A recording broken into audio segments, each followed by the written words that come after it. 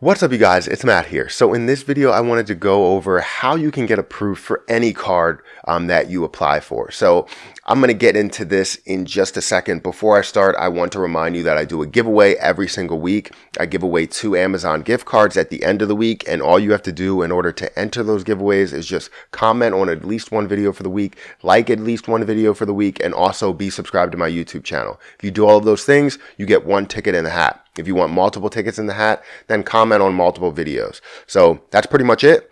Let's get right into this. So how do you get approved for any card that you apply for? I know this sounds a little bit sketchy. Obviously, you physically can't get approved for every single card that you apply for, but you can make it easier on yourself.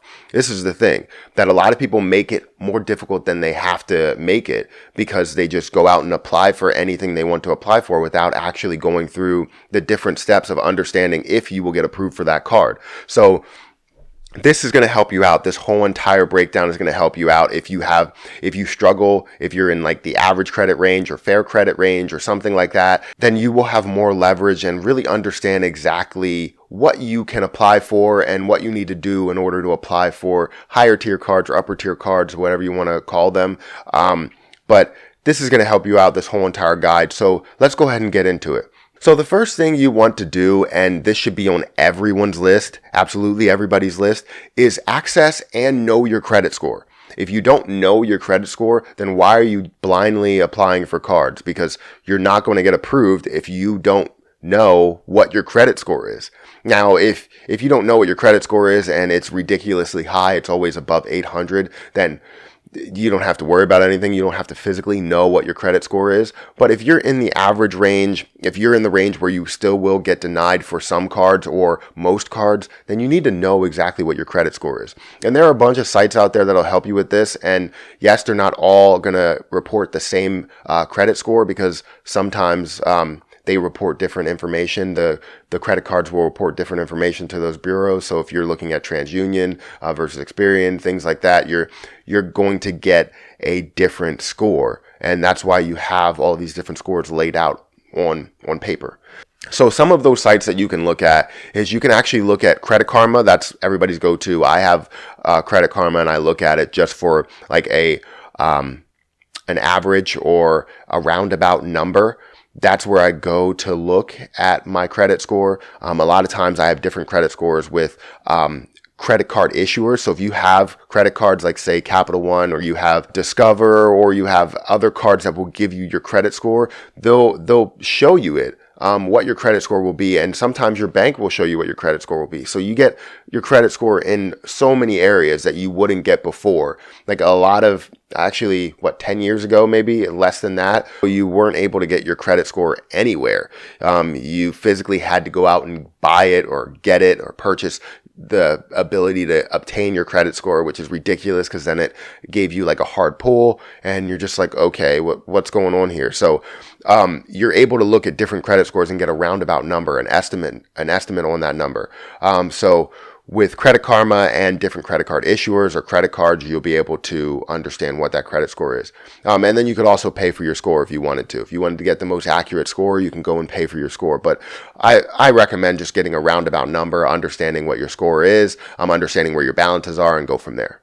The next thing is you need to improve your credit. This is key. It's 100% key. And if you don't understand the things that impact your credit score, then you're not going to be able to apply for cards. Well, you can apply for them, but you're going to get denied. I'll tell you that. So understand exactly what impacts your credit score and what's a high impact, what's a low impact, all of those things. So I have a breakdown here of all of the things that impact your credit score, and I'll go through it.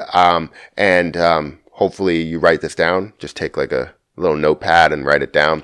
But the first thing that impacts your credit score is payment history. That's 100% key. Make sure you pay everything on time. Don't let it go below 100%. If you miss a payment, and I'll explain exactly what missing a payment means, but if you miss a payment, then you go down to 99%. That's a whole nother tier drop. From 100 to 99% is a whole nother tier, and you can never get above that 99% once you miss one payment. You can't. So just make sure that you make every payment on time. Now, when it comes to making payments on time, there are credit cards that don't report until like the third month. So if you miss the first month and it goes and you get a late payment, you get a late payment fee, sorry. They're not going to report that you paid late until probably the next month, but just don't let it get to that point. Some people or some issuers like Amex will actually drop your credit limit, even though they gave you the fee and they didn't report the late payment. They're going to drop your credit limit from $10,000 to like $1,000 just because you made your payments late and they don't trust you, things like that. So they're not going to report right away, but just make sure you make your payment on time, because if you let it go 2-3 months, then you're going to have reported late payment or lack of a payment, and then you're going to be down to 99%. Also, you have credit utilization. Make sure that's below 30%. That's where good is. And I look at all these credit sites. People tell me that it has to be below a certain percentage, or it should be at 10% or 20% or 0. That's impossible. Then you're just not going to use your credit line. So just make sure it's below 30%. That's what's considered excellent.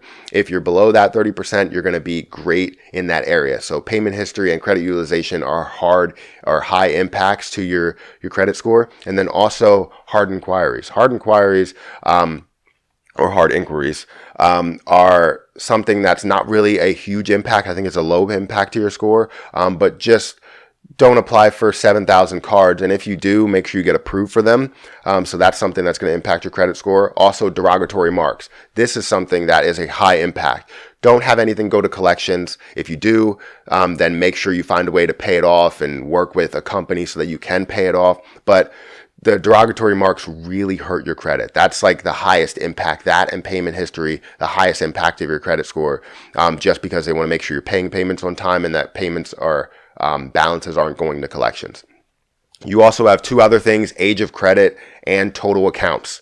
So total accounts is a low impact, so is age of credit. I think that's a medium impact actually. So total accounts, they want you to have over, I think it's 22 accounts. That's considered excellent, which can be loans. It can also be credit cards. It could be a bunch of things. So a lot of people have multiple student loans out there, and that will give them like 5 accounts there.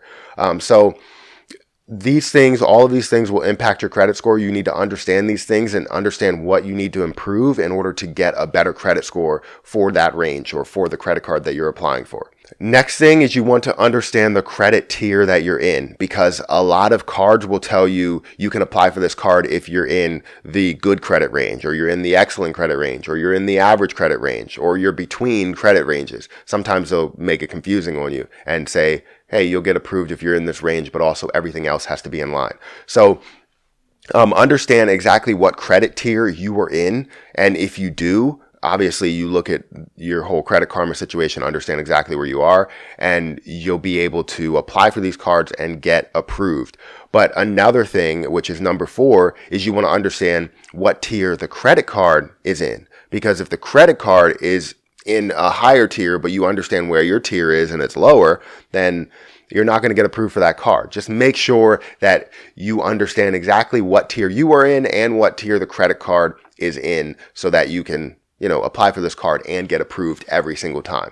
Another thing that you want to do is understand your debt to income ratio, know exactly where it is, because even if you have an average score and they give you a range, like say the credit card issuer will say the credit range is 670 all the way to 750. Then you're going to cross between two credit tiers. So then you need to understand exactly where you need to be in order to apply for it. If you're at 670, if you're at 670, your debt to income ratio needs to be amazing.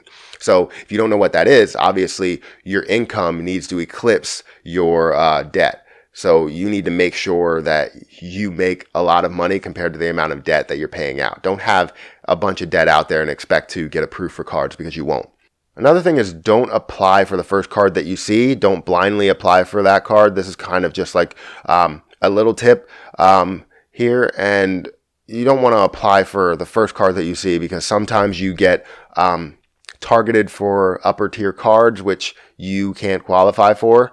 And I'm not saying targeted in the mail. I'm saying targeted online because you talked about it. A lot of times your microphone is listening to you. I know scary, but a lot of times your microphone is listening to you. So if you say American Express, American Express, American Express, and then you say platinum card, platinum card, platinum card, you're going to get a bunch of advertisements for probably the American Express platinum card, even though you don't qualify for it. So that's just a little tip there. And then number 6, the last thing that I have on this list is include all income on the application. A lot of people like to include just their working income, or they'll include what they made last year, not what they're going to make next year or this year, current year. And you need to understand exactly what you're going to make and what the potential that you can make. So say you work an hourly job and you make $30 an hour. So how much are you actually going to make? What's the potential that you could possibly make if you are in between half-time and full-time? What's the potential? The potential is the highest amount. So if you make $30 an hour and you work an hourly job between 0.5 FTE or half-time and full-time, then you can basically say, I make $60,000 a year because of the fact that you have potential to make $60,000 a year. It's not necessarily lying on your application, but it's telling the truth, because what if you all of a sudden start to become more full-time than half-time? Or what if you are more full-time than half-time? And what if you get overtime? What's the potential? That's what you need to report. It's not anything that's set in stone, because you can change that as you go, but you need to make sure that you set what the potential will be. A lot of people work hourly jobs, and you need to understand exactly what the potential will be. Also, report all your income, because if you have passive income, if you have other income other places, make sure all of that comes in. It will only help you out, because obviously with more income, you get approved for a higher credit line and you get approved in general. So that's something you need to look at. So looking at all of this stuff, these are my tips on how you can get approved every single time that you apply for a credit card. Just make sure that you do all of these things and you don't skip any steps. Understand everything. Now, if you are a person that's in the 800 credit range, then you'll be fine. The only thing that will set you apart, or that will be a difference maker in this situation, is if you are over 524. If you're over 524, then you're just going to get denied for Chase cards. So just don't be over 524. If you do have a wife or a spouse or whoever that can apply for other Chase cards, then they can apply for Chase cards. But if you're over 524, you're not going to get approved for those cards. That's just the only downside to it. So do all of these things, you'll get approved, and yeah, you can go from there. So that's my video, guys. Hopefully it wasn't too long. Hopefully I didn't ramble on a little bit too long, but I hope you found value out of it. If you did, make sure you hit the like button. Also hit the subscribe button for more videos just like this one. And remember that I do a giveaway every single week. I give away 2 Amazon gift cards at the end of the week. And all you have to do in order to qualify for that giveaway is just comment on at least one video for this week, like at least one video for this week, and also be subscribed to my YouTube channel. If you do all of those things, then you get 1 ticket in the hat. If you want multiple tickets, then just comment on multiple videos. So it's as simple as that. But I'm going to have to get out of here. And until next time, I'll see you guys later.